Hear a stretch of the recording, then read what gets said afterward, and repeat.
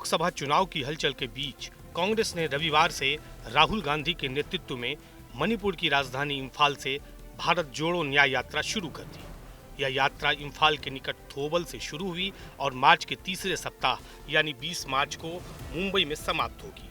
कांग्रेस अध्यक्ष मल्लिकार्जुन खड़गे ने इस यात्रा को हरी झंडी दिखाई। यात्रा शुरू करने से पहले राहुल गांधी ने थोबल में खोंगजोम युद्ध स्मारक पर शहीदों को श्रद्धांजलि दी। यात्रा के दौरान राहुल गांधी हर दिन 2 सभाओं को संबोधित करेंगे। इसके अलावा वे हर दिन समाज के विभिन्न वर्गों के 20 से 25 लोगों से मिलेंगे। वह सामाजिक संगठन के सदस्यों से भी बातचीत करेंगे। लोकसभा चुनाव से पहले निकाली जा रही यह यात्रा 67 दिन में 15 राज्यों और 110 जिलों से होकर गुजरेगी। भारत जोड़ो न्याय यात्रा के दौरान लगभग 6700 किलोमीटर की दूरी तय की जाएगी। यात्रा ज्यादातर बस से होगी, लेकिन कहीं कहीं पदयात्रा भी होगी। न्याय यात्रा मणिपुर, नागालैंड, अरुणाचल प्रदेश, असम, मेघालय, पश्चिम बंगाल, बिहार, झारखंड, ओडिशा, छत्तीसगढ़, उत्तर प्रदेश, मध्य प्रदेश, राजस्थान, गुजरात और महाराष्ट्र से होकर गुजरेगी। कांग्रेस के पूर्व अध्यक्ष राहुल गांधी ने 7 दिसंबर 2022 से 30 जनवरी 2023 तक कन्याकुमारी से कश्मीर तक भारत जोड़ो यात्रा निकाली थी।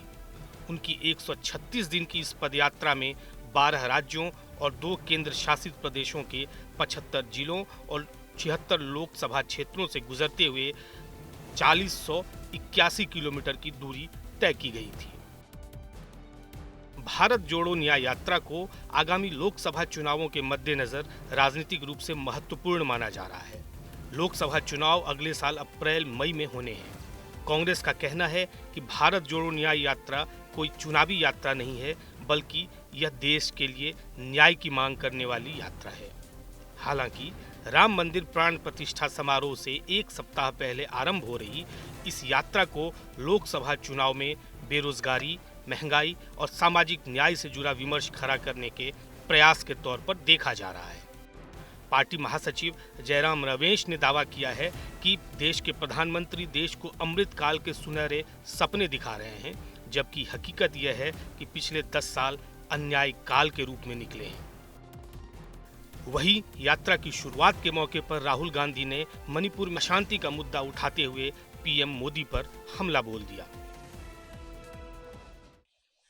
कोने कोने में नफरत फैली,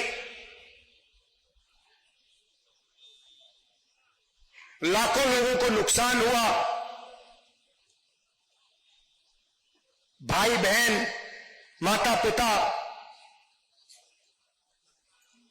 आंखों के सामने मरे, और आज तक हिंदुस्तान के प्रधानमंत्री मणिपुर में आपके आंसू पोंछने, आपसे गले लगने, आपका हाथ पकड़ने नहीं आए। कांग्रेस चाहे कुछ भी दावा करे, लेकिन भारत जोड़ो न्याय यात्रा के चुनावी कनेक्शन से इनकार नहीं किया जा सकता। राहुल गांधी की ये यात्रा जिन 15 राज्यों से होकर गुजरेगी, उन राज्यों में लोकसभा की कुल मिलाकर 357 सीटें हैं।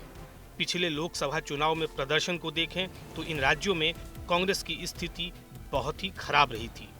इन 357 सीटों में पार्टी महज 14 पर ही जीत हासिल कर पाई थी। न्याय यात्रा वाले राज्यों में 5 तो ऐसे हैं जहां 2019 में कांग्रेस खाता तक नहीं खोल पाई थी। इतना ही नहीं, सियासी लिहाज से देश के सबसे बड़े सूबे यूपी समेत यात्रा रूट के 7 राज्यों में कांग्रेस पिछली बार महज 1 सीट पर सिमट गई थी। इस यात्रा के जरिए कांग्रेस अपना सियासी वजूद मजबूत करने की कोशिश करेगी। बीजेपी भी कांग्रेस की इस रणनीति को समझ रही है, इसलिए वह बार बार न्याय यात्रा को खारिज करने की कोशिश कर रही है।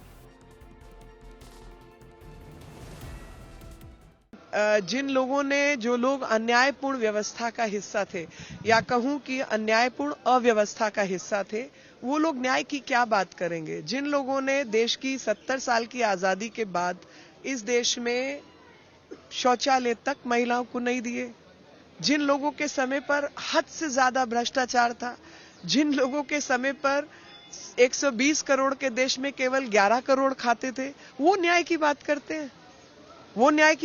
हैं। जो खुद अन्याय का हिस्सा रहे हैं। कांग्रेस के विपक्षी साथी अभी जो भी कहें, लेकिन राहुल गांधी की पिछली भारत जोड़ो यात्रा के बाद से देश की राजनीति में जिस तरह से माहौल बदला है, माना जा सकता है कि ये यात्रा भी पार्टी के लिए फायदेमंद होगी।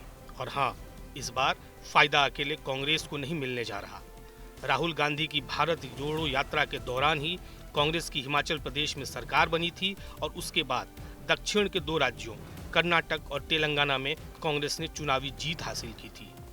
मणिपुर से शुरू हुई न्याय यात्रा पूरे विपक्ष के लिए फायदेमंद हो सकती है। यात्रा का सबसे ज्यादा फायदा तो विपक्ष को यही मिलेगा कि राहुल किसी न किसी बहाने अपनी यात्रा को लगातार सुर्खियों में बनाए रखेंगे और बीजेपी की तरफ से प्रतिक्रियाएं आती रहेंगी। विपक्षी दलों के एकजुट होने में फिलहाल सबसे बड़ा रोड़ा सीटों का बंटवारा लग रहा है। एक बार सीट शेयरिंग का मामला सुलझ जाए तो मिलकर साथ चलने में खास दिक्कत नहीं होनी चाहिए। कुछ ही दिनों में चुनावी माहौल जोर पकड़ लेगा। हो सकता है चुनाव की तारीखों की घोषणा भी कर दी जाए और वैसे माहौल में ये यात्रा चुनावी रोड शो जैसी ही होगी। राहुल गांधी लोगों से केंद्र की बीजेपी और नरेंद्र मोदी सरकार के खिलाफ वोट मांगेंगे। राहुल की न्याय यात्रा कांग्रेस के लिए तो हर हिसाब से फायदेमंद होगी ही। जैसे भारत जोड़ो यात्रा से कांग्रेस कार्यकर्ताओं का जोश हाई हो गया था, एक बार फिर वैसी ही संभावना बन सकती है। कार्यकर्ता सक्रिय होंगे और काम में जुट जाएंगे तो संगठन मजबूत होगा और चुनावी राजनीति में संगठन का मजबूत होना सबसे बड़ी ताकत होती है।